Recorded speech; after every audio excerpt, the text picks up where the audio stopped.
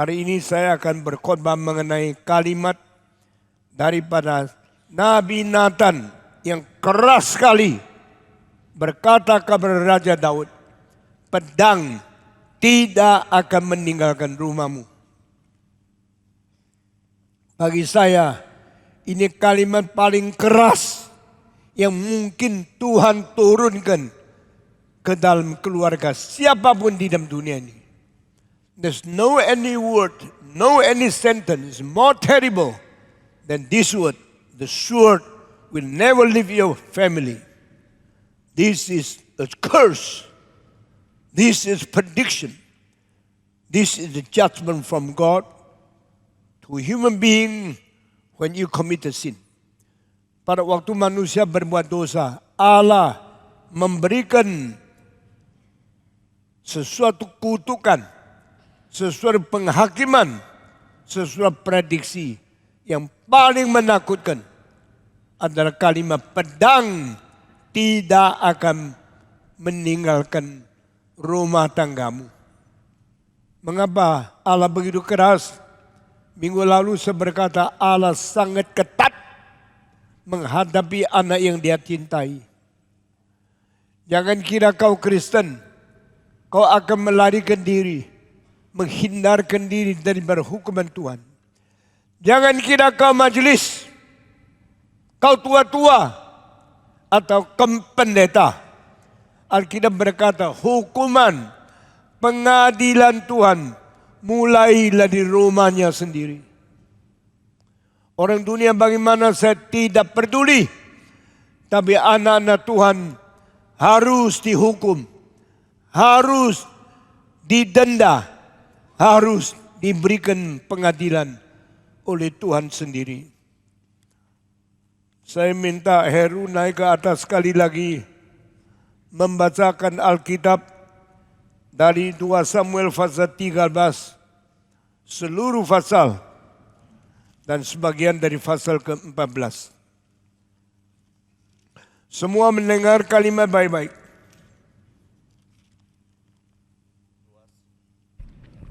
2 Samuel 13 tentang Amnon dan Tamar. Demikianlah firman Tuhan, sesudah itu terjadilah yang berikut. Absalom bin Daud mempunyai seorang adik perempuan yang cantik namanya Tamar, dan Amnon bin Daud jatuh cinta kepadanya. Hati Amnon sangat tergoda sehingga ia jatuh sakit karena Tamar saudaranya itu, sebab anak perempuan itu masih perawan dan menurut anggapan Amnon mustahil untuk melakukan sesuatu terhadap dia. Amnon mempunyai seorang sahabat bernama Yonadab, anak Simea, kakak Daud. Yonadab itu seorang yang sangat cerdik. Katanya kepada Amnon, "Hai anak raja, mengapa engkau demikian merana setiap pagi? Tidakkah lebih baik engkau memberitahukan kepadaku?" Kata Amnon kepadanya, "Aku cinta kepada Tamar, adik perempuan Absalom, saudaraku itu." Lalu berkatalah Yonadab kepadanya, "Berbaringlah di tempat tidurmu dan berbuat pura-pura sakit. Apabila ayahmu datang menengok engkau, maka haruslah engkau berkata kepadanya, 'Izinkanlah adikku Tamar datang memberi aku makan.' Apabila ia menyediakan makanan di depan mataku, sehingga aku dapat melihatnya, maka aku akan makan dari tangannya." Sesudah itu berbaringlah Amnon dan berbuat pura-pura sakit. Ketika raja datang menengok dia, berkatalah Amnon kepada raja, "Izinkanlah adikku Tamar datang membuat barang 2 kue di depan mataku, supaya aku memakannya dari tangannya." Lalu Daud menyuruh orang kepada Tamar ke rumahnya dengan pesan, "Pergilah ke rumah Amnon kakakmu dan sediakanlah makanan baginya." Maka Tamar pergi ke rumah Amnon kakaknya yang sedang berbaring-baring. Lalu anak perempuan itu mengambil adonan, meremasnya dan membuat kue di depan matanya, kemudian dibakarnya kue itu. Sesudah gadis itu mengambil kuali dan mengeluarkan isinya di depan Amnon, tetapi ia tidak mau makan. Berkatalah Amnon, "Suruhlah setiap orang keluar meninggalkan aku." Lalu keluarlah setiap orang meninggalkan dia.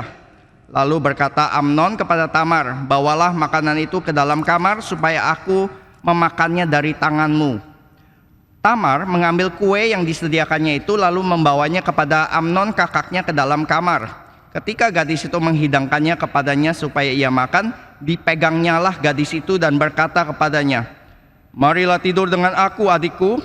Tetapi gadis itu berkata kepadanya, Tidak kakakku, jangan perkosa aku, sebab orang tidak berlaku seperti itu di Israel. Janganlah berbuat noda seperti itu. Dan aku, kemanakah ku bawa kecemaranku? Dan engkau ini akan dianggap sebagai orang yang bebal di Israel.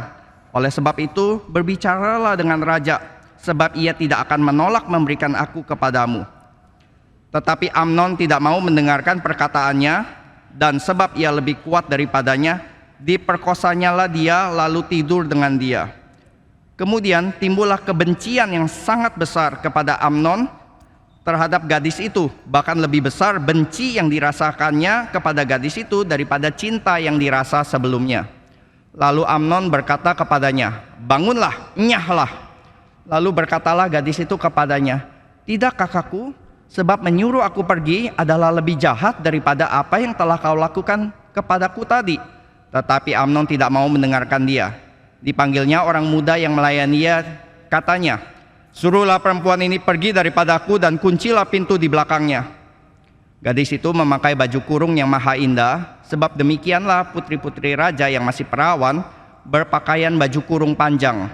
Kemudian pelayan menyuruh dia keluar, lalu mengunci pintu di belakangnya.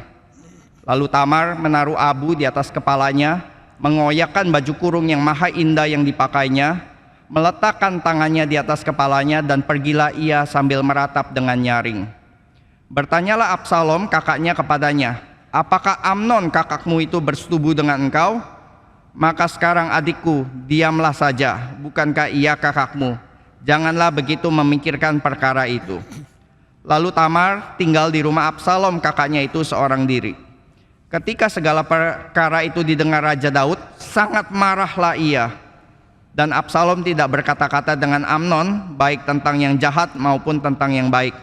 Sebab Absalom membenci Amnon, sebab ia telah memperkosa Tamar adiknya. Sesudah lewat 2 tahun, Absalom mengadakan pengguntingan bulu domba di Baal Hazor yang dekat kota Efraim. Lalu Absalom mengundang semua anak raja. Kemudian Absalom menghadap raja lalu berkata, hambamu ini mengadakan pengguntingan bulu domba. Kiranya raja dan pegawai-pegawainya ikut bersama-sama dengan hambamu ini. Tetapi raja berkata kepada Absalom, maaf anakku, jangan kami semua pergi, supaya kami jangan menyusahkan engkau. Lalu Absalom mendesak, tetapi raja tidak mau pergi. Ia hanya memberi restu kepadanya. Kemudian berkatalah Absalom, kalau tidak, izinkanlah kakakku Amnon pergi bersama kami. Tetapi raja menjawabnya, apa gunanya ia pergi bersama-sama dengan engkau? Tetapi ketika Absalom mendesak, diizinkanlahnya Amnon dan semua anak raja pergi berserta dia.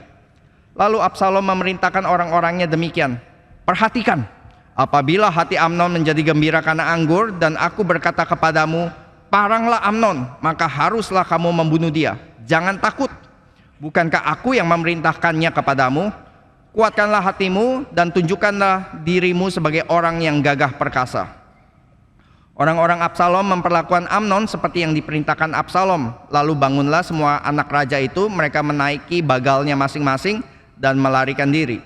Mereka masih di tengah jalan ketika kabar sampai kepada Daud demikian, Absalom telah membunuh semua anak raja, tidak ada seorang pun dari mereka yang lolos. Lalu bangunlah raja, dikoyakannya pakaiannya dan berbaring di lantai, dan semua pegawai yang hadir padanya mengoyakkan pakaian mereka. Lalu berbicaralah Yonadab anak Simea kakak Daud, katanya, janganlah tuanku menyangka bahwa semua orang muda anak-anak raja itu telah dibunuh, hanya Amnon yang mati. Sebab hal itu telah terlihat pada air muka Absalom sejak Amnon memperkosa Tamar adiknya. Jadi janganlah tuanku raja menaruh pikiran dalam hatinya bahwa semua anak raja itu sudah mati, sebab hanya Amnon yang mati. Absalom melarikan diri. Ketika orang yang berjaga-jaga melayangkan pandangnya, maka terlihatlah olehnya sejumlah orang besar datang dari jurusan Horonaim sepanjang sisi pergunungan. Berkatalah Yonadab kepada raja, lihat, anak-anak raja datang, benar seperti kata hambamu ini. Baru saja ia habis berkata, datanglah anak-anak raja.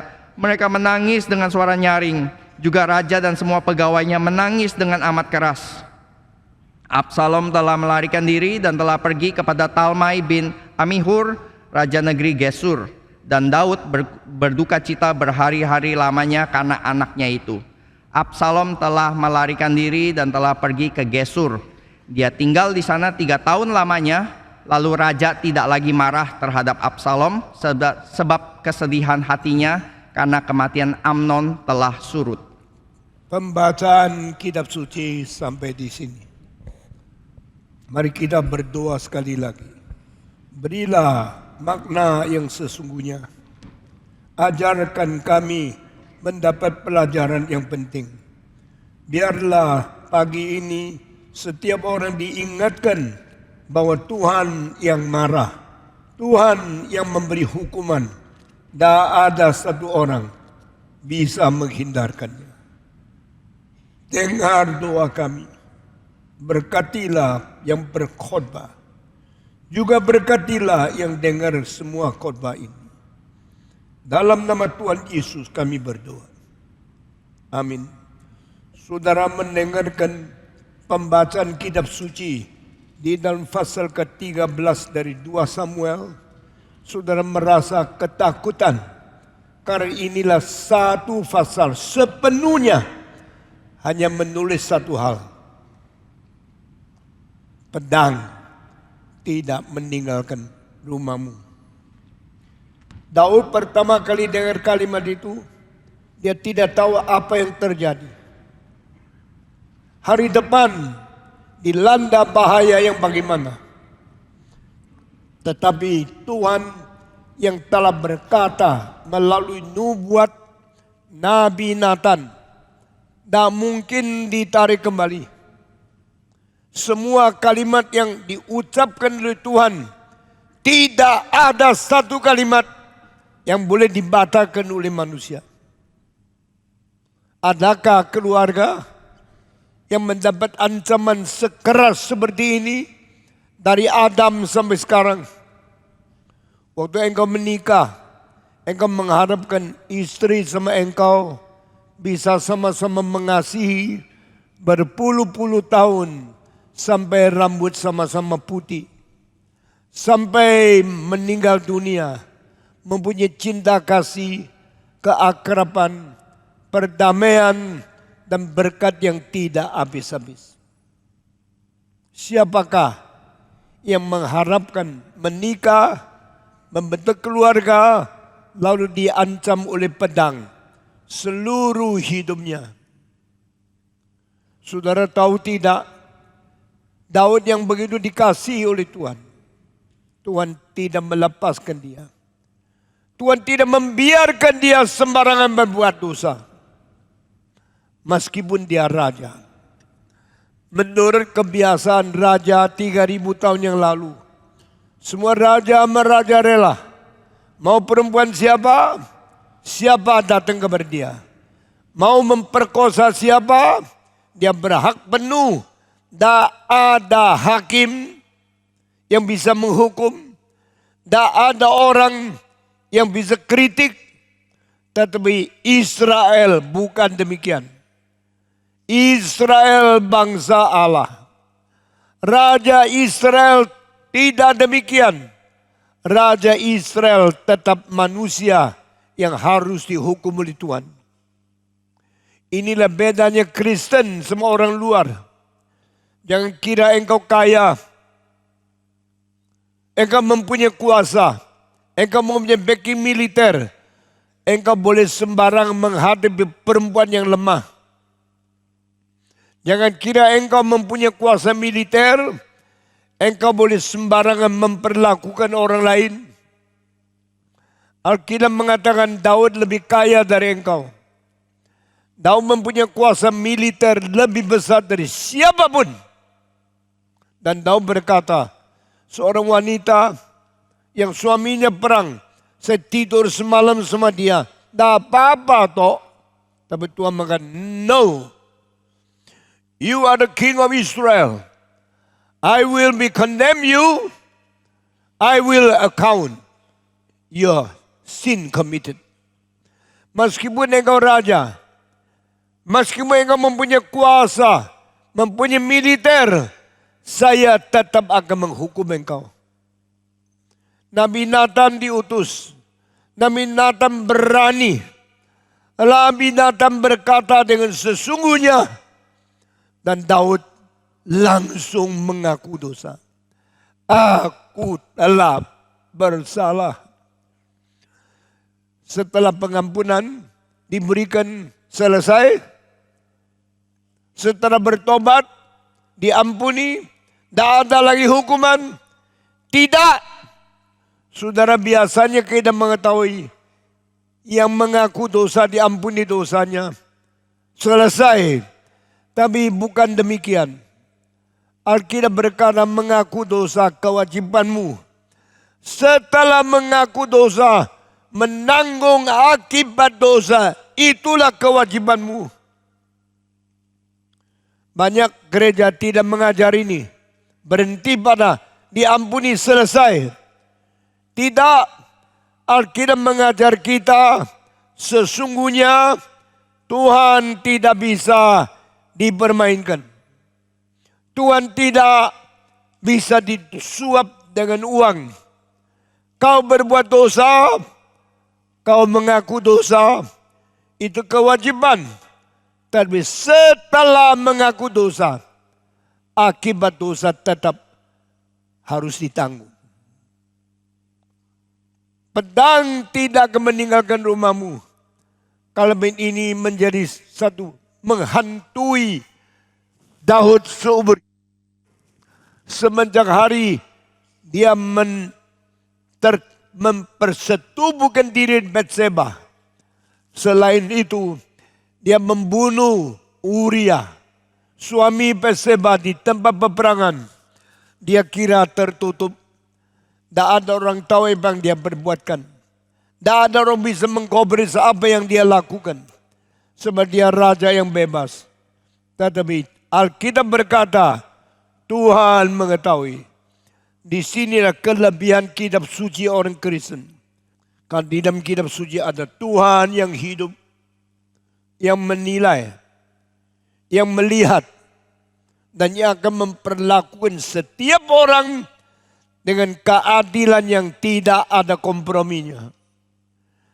Percumalah engkau ikut kebaktian di sini setiap minggu-minggu, tapi engkau tetap mengabaikan, engkau melupakan prinsip-prinsip Alkitab. Percumalah engkau kalau menjadi orang reform, tetapi engkau main-main dengan Tuhan. Kitab suci orang Kristen, kitab suci yang kudus, yang adil, yang benar, yang kekal, yang berprinsip, tidak berubah dari kekal sampai kekal. Siapakah Daud? Engkau kira engkau raja? Engkau kira engkau kaya? Engkau kira engkau hebat? Engkau kira engkau berkuasa? Tidak.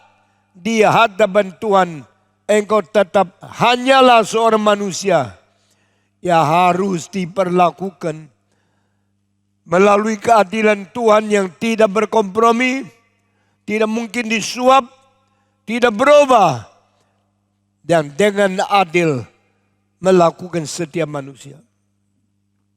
Maka di dalam anak Daud yang banyak, ada 4 yang mati tidak wajar. Satu persatu, sehingga hati Daud tidak pernah tenang karena tidak tahu sesudah ini siapa lagi yang mati. Anak Daud semua gagah sekali. Anak Daud semua ganteng sekali. Anak Daud semua sehat sekali. Karena tidak mungkin dia menikah istri yang lemah, yang jelek, yang mukanya tidak bagus.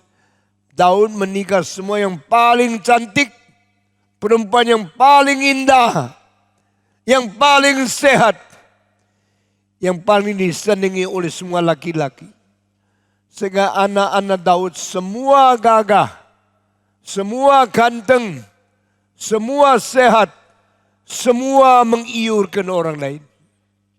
Tetapi Tuhan berkata, pedang tidak akan meninggalkan rumah tanggamu.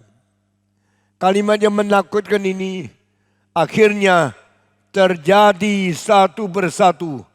Karena kalimat Tuhan tidak mungkin sia-sia. 4 anak Daud yang mati. Pertama, akibat perzinahan dengan Batseba. Anak itu pasti mungil, cantik, ganteng, luar biasa. Lahir di dalam keluarga raja. Lahir dengan papa yang berani, gagah, ganteng luar biasa. Ibu yang cantik, yang sangat-sangat indah. Tetapi anak bayi yang tidak berdosa ini, Tuhan tidak mengizinkan dia dibesarkan menjadi remaja, menjadi pemuda, menjadi dewasa. Pada masa dia masih baru lahir, tidak berapa hari, Tuhan memberikan dia kematian. Tuhan membawa dia pulang ke surga. Anak ini tidak bersalah. Dia tidak bersalah dilahirkan oleh siapa. Dia tidak pernah pilih siapa papanya, siapa mamanya. Dia tidak terpilih, dia harus hidup berapa lama. Tuhan menentukan, you cannot live long. You should die when you are still a baby. Anak yang bagus sekali, yang cantik, ganteng sekali. Tuhan tidak izinkan dia besar. Tuhan tidak izinkan dia menjadi anak raja yang meneruskan takhta. Tuhan membiarkan meninggal dunia. Daud melihat anak yang begitu bagus. Dia cintanya luar biasa. Dia harap anak ini bisa dibesarkan menjadi manusia, putra raja yang paling disukai oleh orang. Tapi Tuhan tidak izin. Maka Daud berbaring di tanah. Dia tidak mau bangun. Dia tidak mau mandi. Dia tidak mau makan. Seolah-olah hidup tidak berarti. Itulah raja. Waktu raja baring di jubin. Waktu raja tidak mau makan. Tidak mau mandi. Tidak mau bangun. Tidak mau hidup di tengah-tengah manusia. Itu raja apa itu? Tidak ada orang menginginkan menjadi raja seperti Daud. Maka pembantunya semua tidak tahu harus berbuat apa. Karena kalimat apapun tidak bisa masuk telinga Daud. Nasihat apapun tidak diterima oleh dia. Pada satu hari anak itu akibatnya mati. Setelah anak mati, pembantu-pembantu di dalam istana semua gelisah. Bagaimana kita menghadapi raja? Waktu anaknya masih sakit, dia tidak mau makan. Sekarang anaknya sudah mati. Bagaimana menghibur dia? Waktu hambanya lagi diskusi dengan bisikan-bisikan yang tidak terdengar jelas kalimatnya. Raja Daud tanya, katakan kepada saya apa yang terjadi? Apakah anak itu sudah tidak ada? Mereka menjawab, ya raja, anak bayi itu sudah mati. Setelah dengar kalimat anak itu mati, Daud langsung berdiri, langsung mandi, ganti pakaian, minta makan. Mereka heran mengatakan, sebelum anak mati engkau sedihnya seperti orang setengah mati. Setelah anak mati engkau malah bangun. Engkau malah mandi, pakai pakaian dan minta makanan. Apakah artinya ini? Daud menjawab, anak sebelum mati, saya harap Tuhan menyembuhkan dia. Saya minta Tuhan memberikan dia hidup. Tetapi Tuhan tidak mendengar doa saya.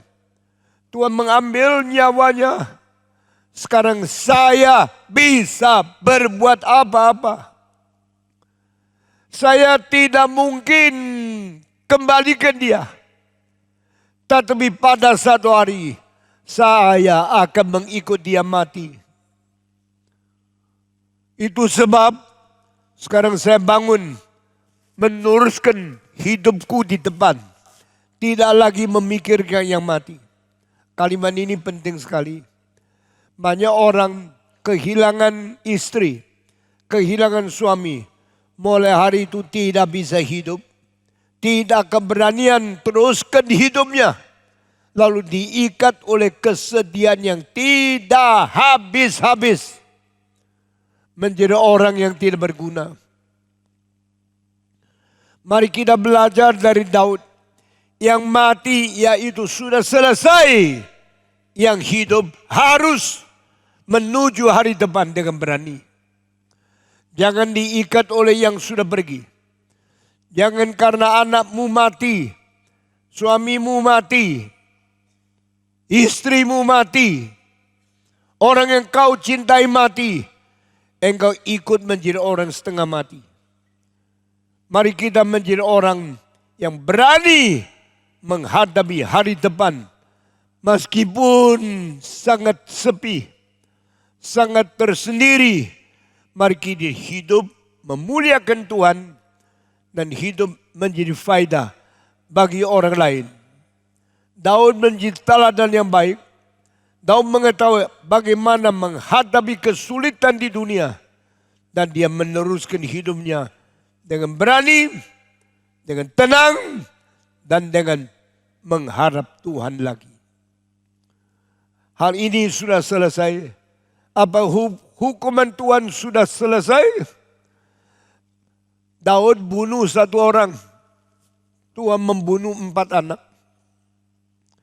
Daud berzina dengan satu perempuan. Tuhan mengizinkan Anania berzina dengan istrinya. Puluhan orang.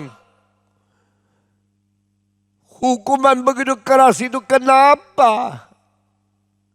Mengapa Tuhan begitu ketat menghadapi anaknya yang berdosa?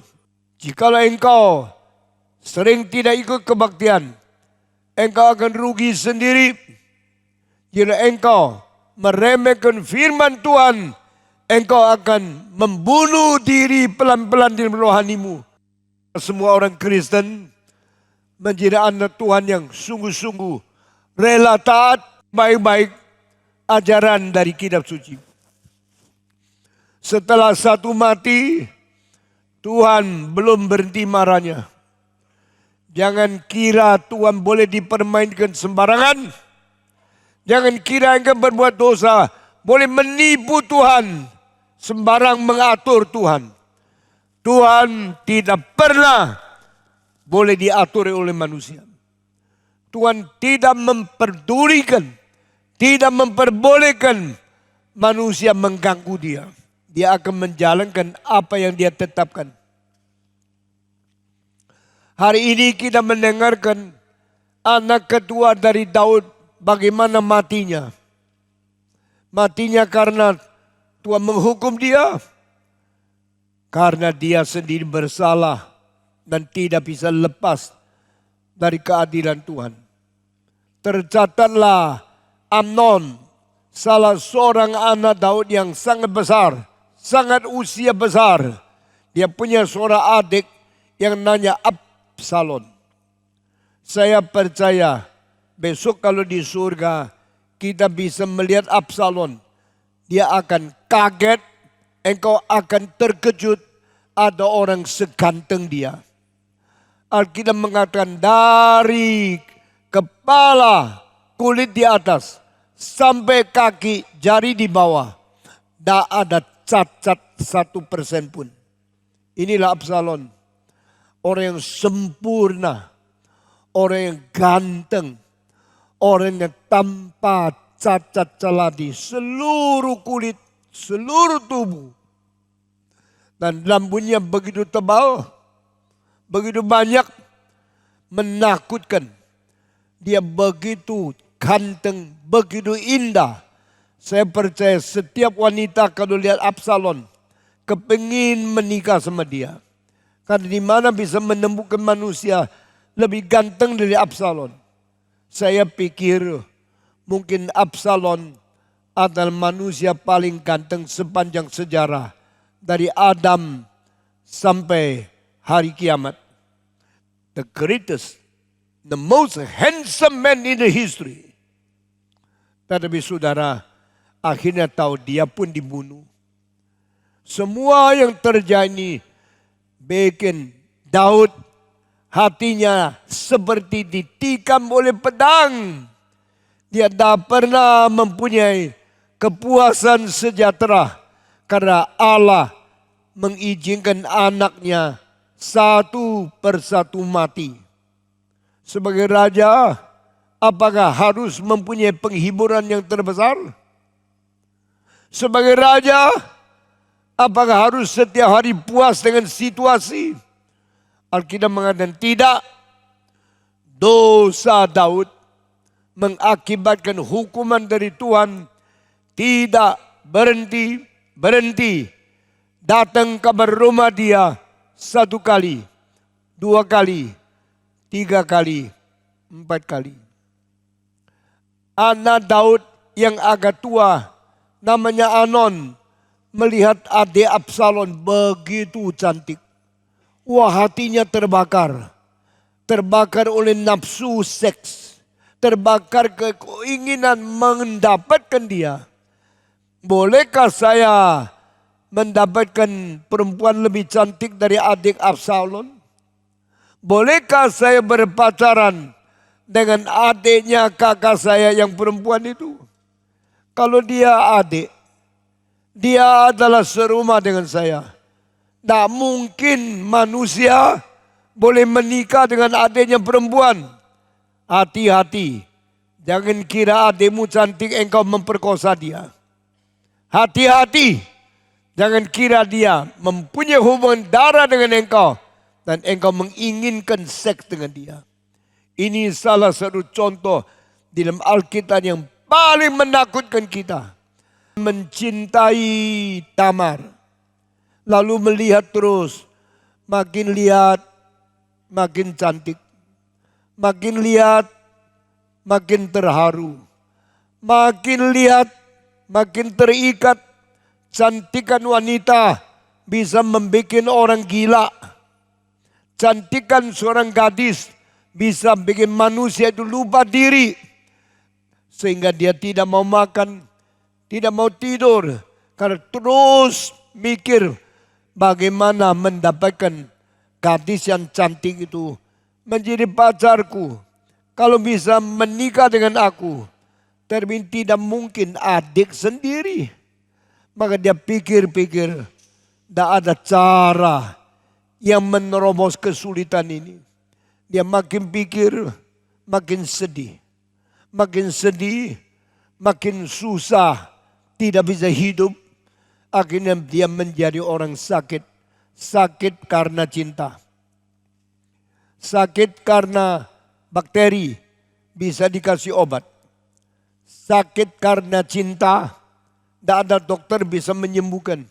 Dia makin kurus, makin lemah, makin sakit, makin tidak ada nafsu hidup. Akhirnya Amnon menjadi penyakit yang tidak bisa sembuhkan, makin kurus, makin lemah, dan dia tidak ada niat hidup lagi. Jalan keluar tidak ada, solusi tidak ada. Dia saban hari pikir, saban hari sedih, saban hari ingin bunuh diri, takut mati, ingin hidup, tidak ada kekuatan. Maka dia satu hari didatangi oleh seorang namanya Yonadab. Hei, kenapa engkau kurus? Kenapa engkau lemah? Saban hari sakit. Manusia apa kamu? Coba kasih tahu saya. Sebabnya engkau begitu sedih. Kenapa? Saya tidak tahu mau ngomong apa. Ngomong. Kalau saya harus ngomong, saya mungkin dihina. Tidak. Ngomong sama saya tidak menghina. Kalau engkau tidak menghina, sekarang saya bocorkan hati saya. Saya curhat. Apa yang terjadi? Saya malu. Kenapa malu? Saya cinta adik perempuan. Iya, apa boleh buat? Coba ceritakan. Adik saya Tamar. Dia juga adiknya, adik saya. Yang namanya Absalom. Dia begitu cantik. Saya memikirkan dia.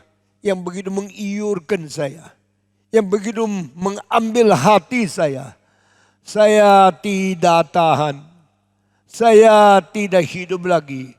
Kecuali saya boleh mendapatkan dia menjadi pacar. Kecuali saya boleh menikah dengan dia menjadi istri. Atau saya hidup sama sekali tidak ada artinya. Oh, saya baru tahu. You sakit karena cinta. Sakit cinta itu luar biasa. Bisa meremukkan jiwa. Bisa mengambil hidup.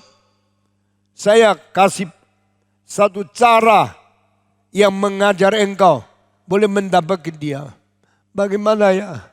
Bagaimana saya mendapatkan perempuan adik saya yang cantik ini? Yonadab mengajar yang tidak-tidak. Hati-hati dengan orang yang seperti kawanmu. Mengajar kamu, memberi nasihatmu yang membawa engkau kepada kematian. Yonadab berkata, pura-puralah sakit. Baringlah di atas tempat tidur. Kalau anak raja sakit, raja tak mungkin tidak membesuk. Itu sebab setelah engkau pura-pura sakit, sakit keras, dan bisa bangun, Daud raja papamu akan datang melihat kamu. Kalau dia datang melihat kamu, sakit apa? Kenapa tidak bangun? Diam-diam. Cuma menjawab, saya minta satu orang datang bikin roti untuk saya. Siapa yang kau minta? Saya minta Tamar, adik perempuan saya, datang ke rumahku, masak di dapurku, bikin roti untuk saya makan. Daud bilang, itu seharusnya adik perempuan melayani kakak. Daud masih polos. Dia tidak pikir anaknya bisa cinta kepada anak perempuannya. Dia tidak sangka anak laki-laki jatuh cinta kepada adik perempuan yang cantik itu. Dia kirim orang pergi kamarnya Tamar. Bilang, perintah raja, engkau pindah ke rumah kakakmu yang namanya Anon. Masuk dapurnya. Masakan kue untuk dia. Layanilah kokomu yang sakit ini. Supaya dia boleh pulih kembali dengan sehat. Tamar juga tidak ada pikir lain-lain. Dia pikir melayani koko. Ini kesempatan adik mencintai kakak. Dia pergi rumah daripada Anon. Dia pergi dapurnya masak adonan dengan itu terigu. Bikin roti, masak dengan baik. Sebenarnya Anon bukan mau makan makanan itu. Anon mau perempuannya, mau adiknya, mau tangan adik bawa roti kepada dia. Sehingga dia boleh pegang dia. Pegang tangan, itu satu langkah pertama. Lalu memegang tubuh, langkah kedua. Lalu membuka baju, langkah ketiga. Sesudah itu mentiduri dia. Itu langkah yang memuncak. Tamar tidak tahu. Semua ini ada perangkap yang selangkah demi selangkah maju kepada hubungan seks. Perempuan hati-hati. Orang yang terlalu dekat dengan kamu. Siapapun dia, jangan terlalu gampang mengiyakan. Apalagi kalau itu tidak etis. Jangan terima. Di dalam hal ini saya peka sekali. Dari muda sampai tua. Saya tidak boleh ada perempuan yang dekat saya lebih dari batas sedikit pun. Itu sebab Tuhan pelihara sampai hari ini. Saya melayani Tuhan dengan suci. Di dalam pikiran, di dalam perkataan, di dalam tubuh, di dalam seks. Saya suci melayani Tuhan 69 tahun. Saudara-saudara, Tamar tidak sadar. Setelah dia ambil roti, kue itu dibawa kepada Amnon, kakaknya sendiri. Amnon terima roti itu sambil pegang tangannya. Dia rasa sedikit heran. Kenapa pegang tangan saya? Dia laki, saya perempuan. Pegang tangan cukup? Tidak cukup. Orang kalau ada nafsu seks, dia bukan hanya mau lihat, dia mau dekat. Bukan hanya mau dekat, mau pegang. Bukan hanya mau pegang, dia mau cium. Bukan hanya mau cium, dia mau seluruh badannya. Maka Tamar heran, terjadilah kakaknya mulai mempeluk dia. Kakaknya berkata di kupingnya, sekarang tidur sama aku. Hah? Saya cuma bikin roti untuk kamu. Tetapi niatmu adalah mau tidur sama saya. Engkau lupakah saya adik lu? Kamu kakak saya. Kita mempunyai papa yang sama. Meskipun mamanya lain. Tapi saya adalah adikmu. Engkau tidak boleh melakukan hal ini. Orang kalau dikerubungi oleh cinta kasih yang penuh nafsu seks, telinganya tidak mungkin mendengar kalimat apapun. Apa lu bilang? Saya adik lu. Jangan ganggu saya. Tubuh saya, tubuh anak papa. Seperti engkau mempunyai tubuh dari anak papa. Jangan engkau main seks dengan saya. Diam. Waktu itu nafsu berbicara lebih besar dari suara apapun, lebih keras dari suara kalimat siapapun. Diam kamu. Lalu perempuan itu menolak. Jangan Koko, Koko jangan ganggu saya. Jangan tidurin saya, tidak boleh. Ini di dalam negara Israel tidak boleh terjadi. Karena orang Israel bangsa yang suci. Yang dipanggil Tuhan melakukan kesucian. Menurut Taurat, menurut perintah, menurut apa yang diinginkan dan yang diperintahkan oleh Tuhan. Kakaknya tidak peduli. Tak ada satu kalimat bisa masuk ke dalam telinganya. Dia berkata, Tamar, sekarang buka baju. Tamar tidak mau. Alkitab mengatakan karena kekuatan kakak ini lebih besar. Itulah bedanya laki sama perempuan. Kalau laki mempunyai tubuh lebih beras, lebih besar. Dia punya dada lebih lebar.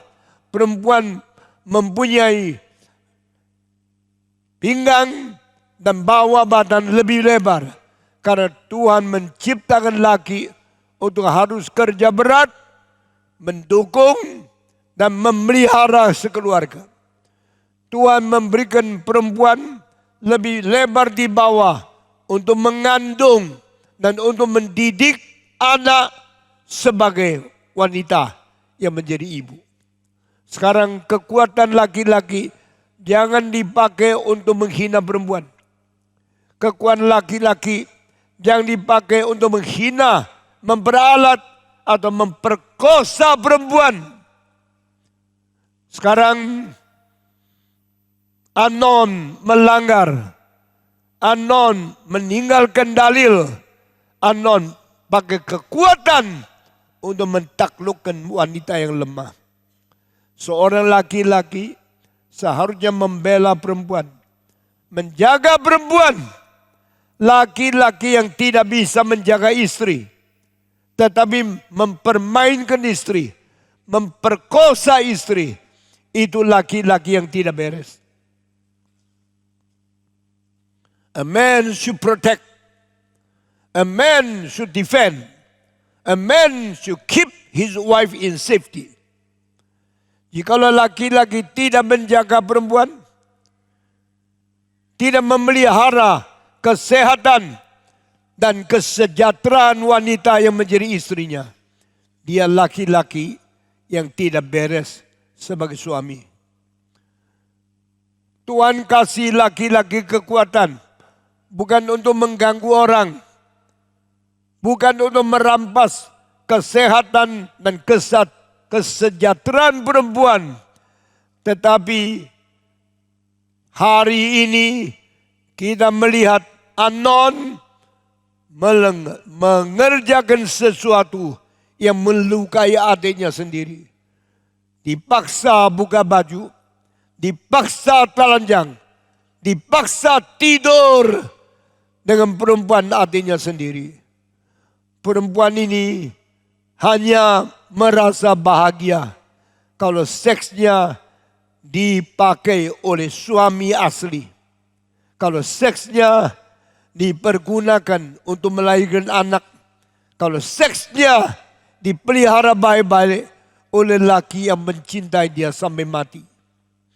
Tetapi hari ini semua mimpi hilang.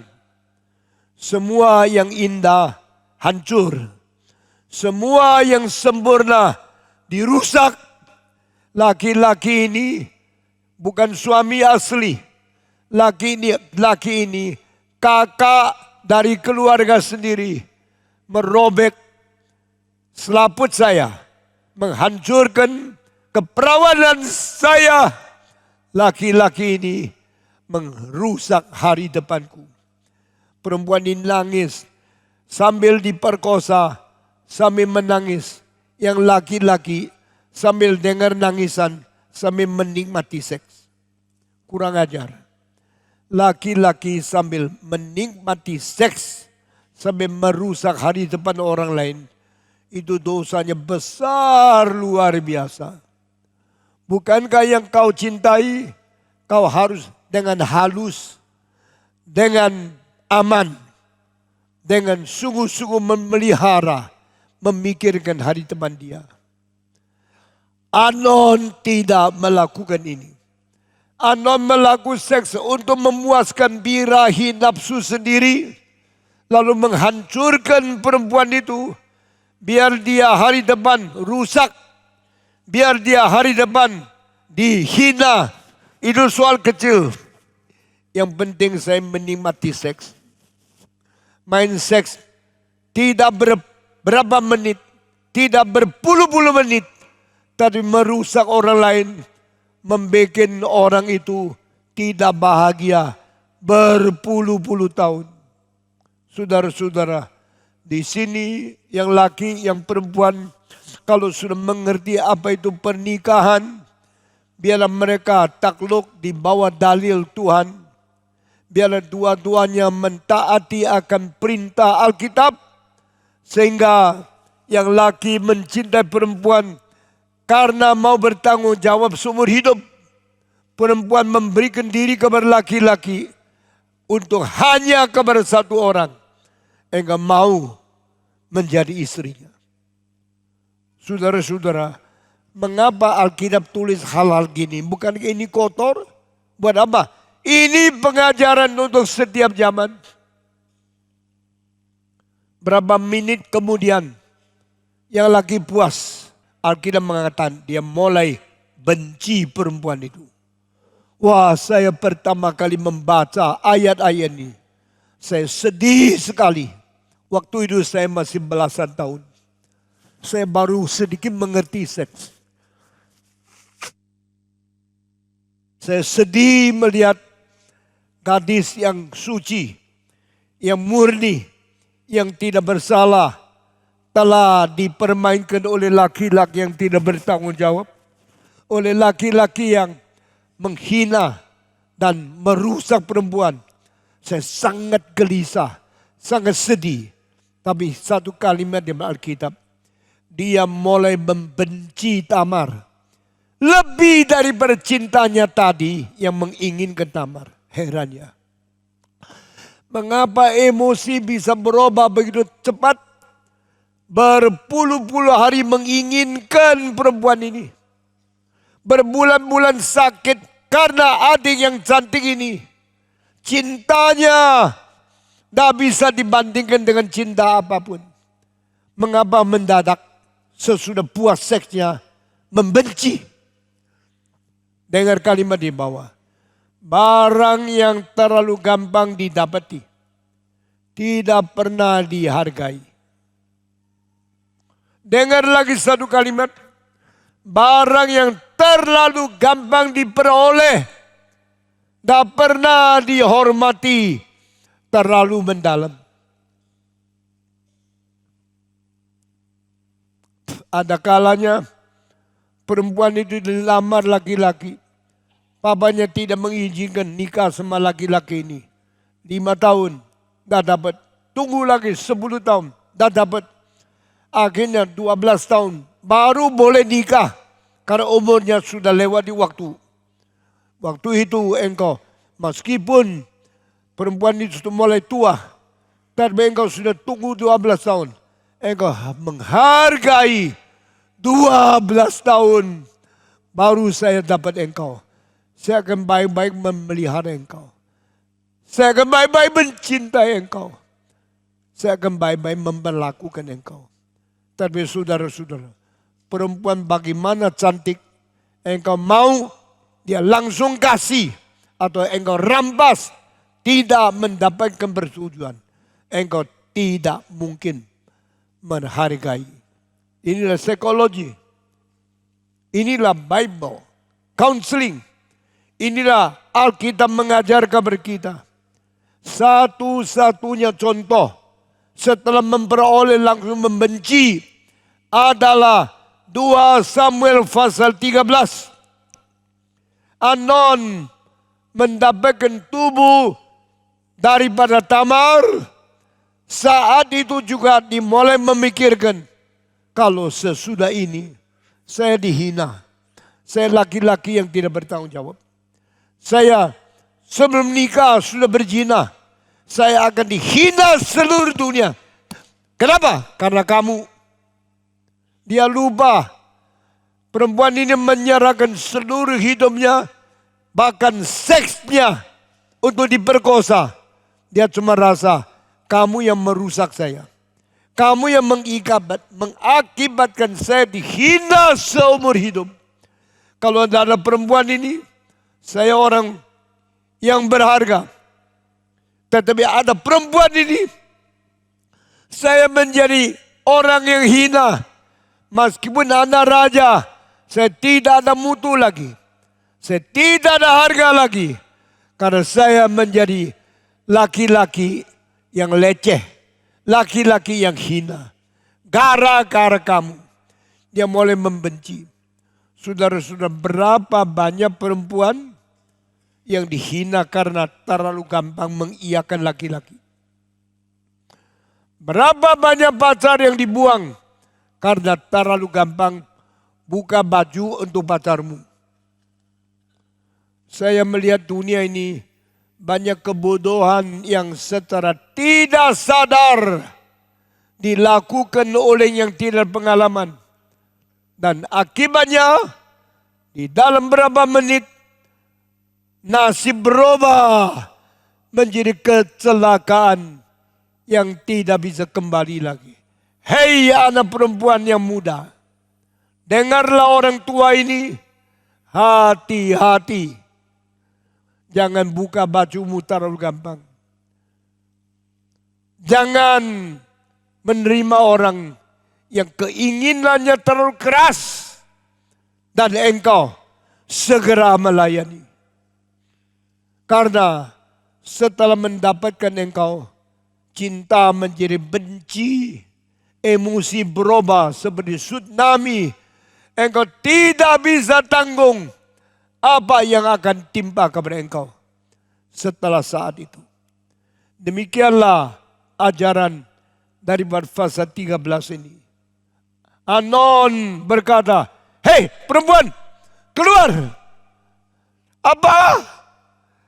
Kamu telah memperkosa saya. Sekarang kamu mengusir saya. Berapa biadabnya engkau? Berapa beraninya engkau melakukan dosa di atas dosa? Aku kalau diusir, kelakuanmu mengusir saya. Jauh dosanya lebih besar dari tadi engkau memperkosa saya. Siapa engkau laki-laki? Siapa engkau kakakku? Engkau berani melakukan dosa begitu berani, begitu brutal, begitu tidak etis. Tidak usah ngomong, keluar. Tamar tidak bisa keluar. Dia tidak tahu bagaimana keluar dengan baju putri yang belum nikah. Tapi dengan badan yang sudah dihancurkan, dengan keadaan yang memalukan, dia keluar menjadi tertawan semua orang. Dia tidak mau keluar. Hei, keluar! Diusir dengan brutal. Dia tidak mau.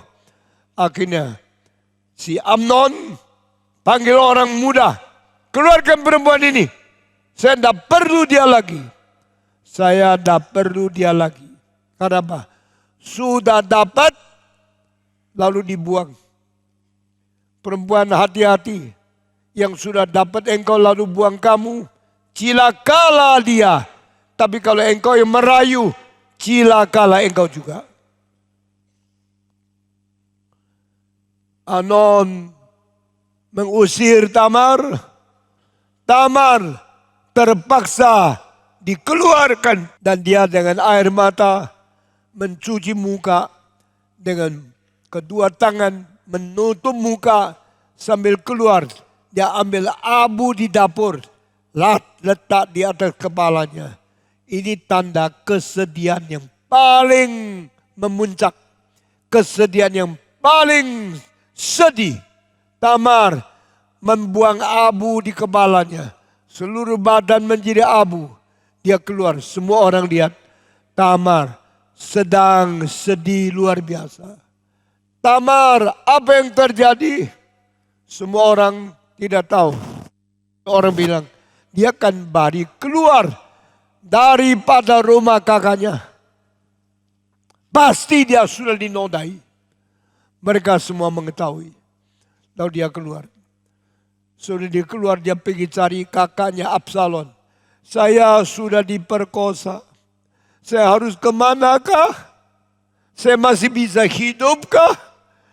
Tolong terima saya. Tinggal di rumahmu. Absalom bilang, engkau sudah diperkosa oleh kakakmu Amnon? Betul, dia kakak besar. Mari kita diam-diam. Saya cari kesempatan membalas dendam dia. Saudara baca sendiri ayat dengan teliti. Akhirnya tunggu 2 tahun lagi Absalom dah bisa tahan. Dia memakai hari raya menggunting bulu domba. Undang Daud, undang adik, kakak, semua ke rumahnya. Bikin pesta besar.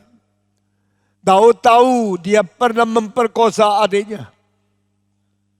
Daud berkata, tidak usah undang Amnon lah. Nanti terjadi yang tidak beres. Absalom bilang, tidak, saya tetap undang.